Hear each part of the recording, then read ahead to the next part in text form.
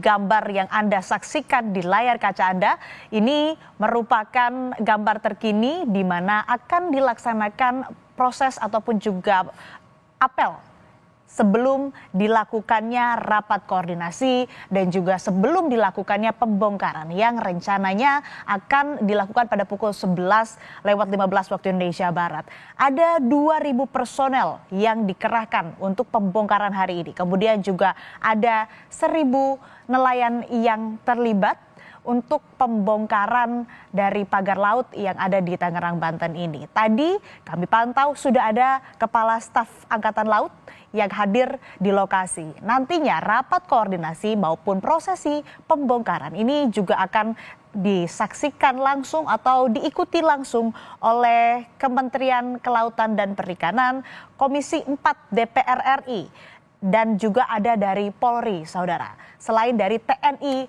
Angkatan Laut yang memang terlibat langsung dalam pembongkaran pagar laut atau pagar bambu laut yang membentang sepanjang 30 km di Tangerang, Banten. Dan di sebelah kanan layar Anda ini merupakan prosesi pembongkaran pada hari Sabtu 18 Januari lalu yang dilakukan pertama kalinya, yang mana diturunkan sekitar 200 personel begitu, dan sudah ada 2,5 kilometer yang berhasil dibongkar dari total 30 km yang membentang di Tangerang, Banten. Dan saudara, dalam pembongkaran kali ini tadi disebutkan juga oleh Dirjen PSDKP bahwa akan menargetkan lebih panjang lagi pembongkarannya, mungkin bisa melebihi 2,5 km. Targetnya dipercepat supaya hal ataupun juga yang menjadi polemik, yang menjadi masalah, yaitu terkait adanya pagar laut yang membentang ini bisa segera diselesaikan. Dan nanti prosesi, kalau berdasarkan laporan dari jurnalis Kompas TV Audrey Zevanya di sebelumnya, saudara, ia menyebutkan bahwa nantinya di prosesi pembongkaran hari ini akan berbeda dengan pembongkaran sebelumnya yang dilakukan secara manual. Kalau di pembongkaran sebelumnya yang secara manual ini memakan waktu yang lama dan cukup menghabiskan energi. Tapi kalau di hari ini rencananya akan dilakukan dengan alat begitu, ada alat bantu yang digunakan. Tadi juga disebutkan oleh Dirjen PSDKP ada tugboat yang akan digunakan. Dan saudara, untuk membahas mengenai pembongkaran pagar laut di Tangerang hari ini, kita akan bahas lebih dalam, lebih lanjut bersama dengan Deputi Eksternal Walhi Nasional Mukri Friyatna yang sudah berada bersama saya di studio Kompas TV. Pak Mukri, ini kan Menteri ATR BPN Nusron Wahid bilang ada ratusan sertifikat HGB dan SHM di kawasan pagar laut ini. Nah, laut bersertifikat, gimana ini konsepnya? Iya, nggak boleh ya. Nggak boleh? Yang namanya laut itu ya ilegal itu, jelas-jelas itu melanggar hukum. Nah inilah yang kita selalu wanti-wanti, bahkan kita sebut berulang-ulang. Inilah modus perampogan penjualan tanah air. Ya, kalau selama ini Pak Nusron, anggaplah baru 2 hari ini tahu bahwa lautnya dikapling, gitu ya, diterbitkan namanya alas hak berupa sertifikat hak milik maupun hak guna bangunan.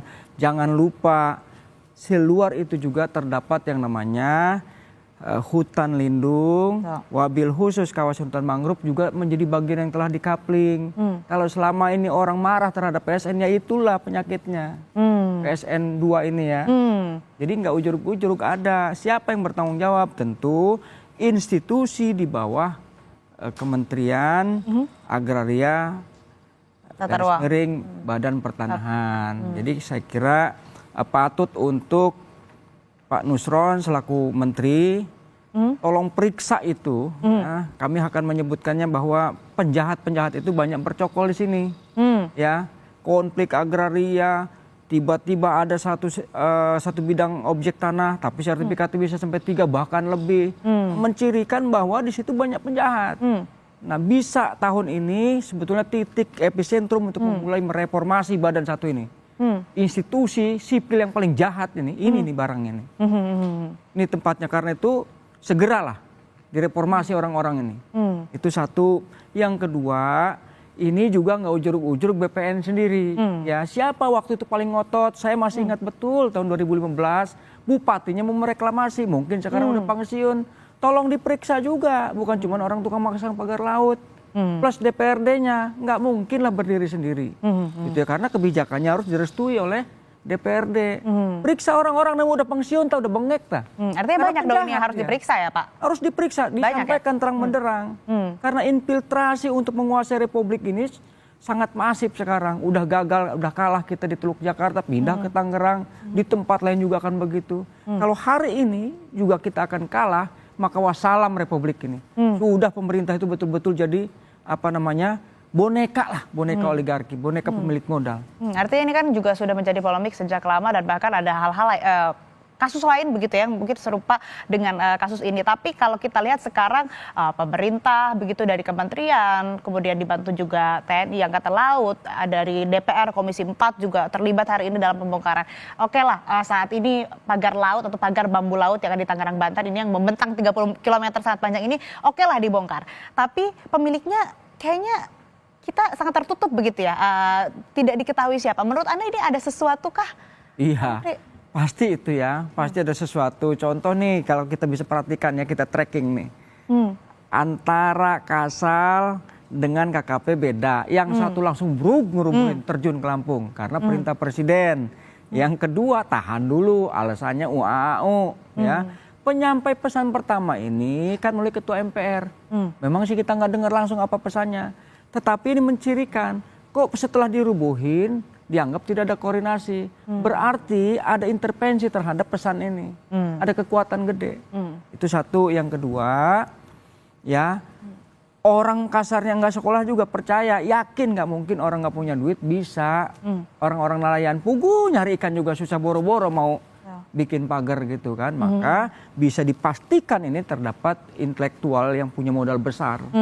Dan ini yang harus dikejar. Di luar yang kerocok-kerocok tadi yang udah dipanggil katanya. 2 orang JPR termasuk si abu-abu itu gitu ya. Artinya kalau gini, artinya yang dipanggil tidak tepat sasaran begitu Pak? Bukan yang memang pemiliknya yang harusnya diperiksa begitu? Ya kalau untuk tahap awal memperoleh informasi nggak ada soal ya. Tetapi maksud kami itu fokus paling utamanya bandarnya lah. Betul. Gitu ya, kayak judi online.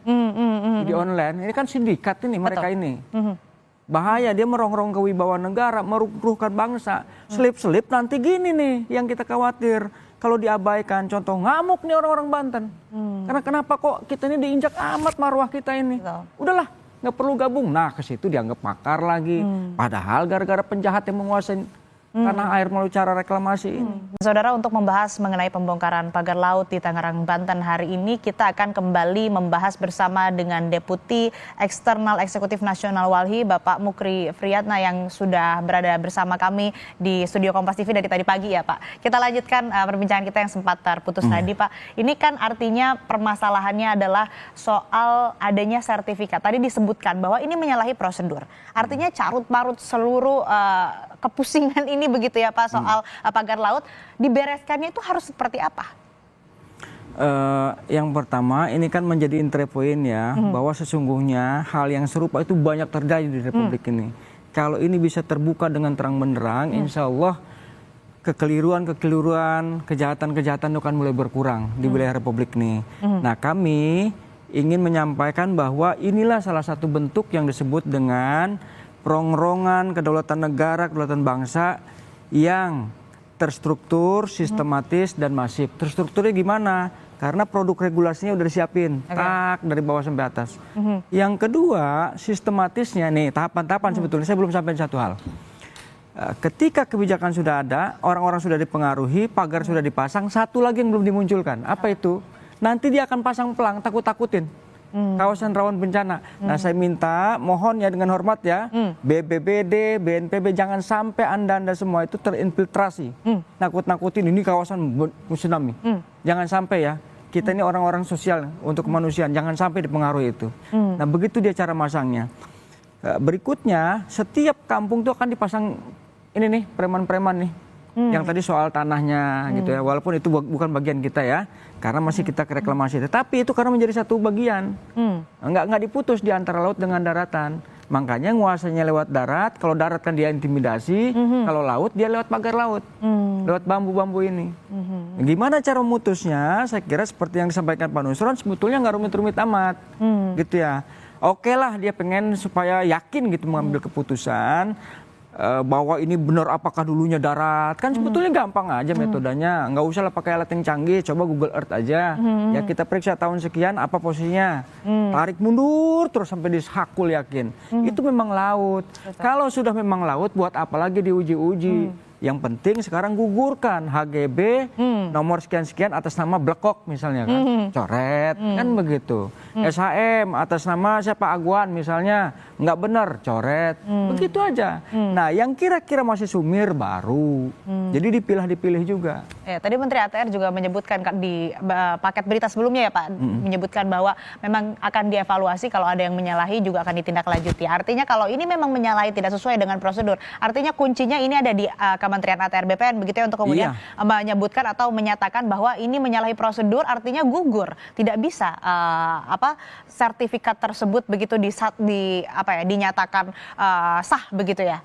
Ya mestinya gugur dengan sendirinya ya. Udah jelas-jelas laut. Oke lah saya bilang tadi, kalau dia nggak yakin ya udah cari ahlinya, di briefing 1, 2 sampai dia berkeyakinan ya. Kalau sudah berkeyakinan ya udah gugurkan. HGB sertifikat atas nama A terletak di sekian, koordinat sekian atas nama ini, coret. Tapi jangan berhenti di situ. Yang namanya kacurut-kacurut ini yang menerbitkan sertifikat dikumpulin di pek-prek. Gitu ya.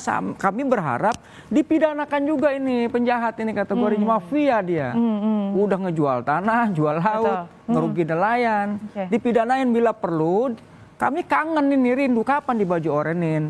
Dan jangan sama yang sekarang. Pejabat-pejabat lalu pasti ikut serta nih. Diperiksa juga, walaupun dia udah pensiun, mau udah bengek, panggil, nggak ada urusan. Gitu, panggil aja, namanya juga buat meminta keterangan, karena nggak mungkin ini ujug-ujug ya, pasti ada asbabun nuzulnya.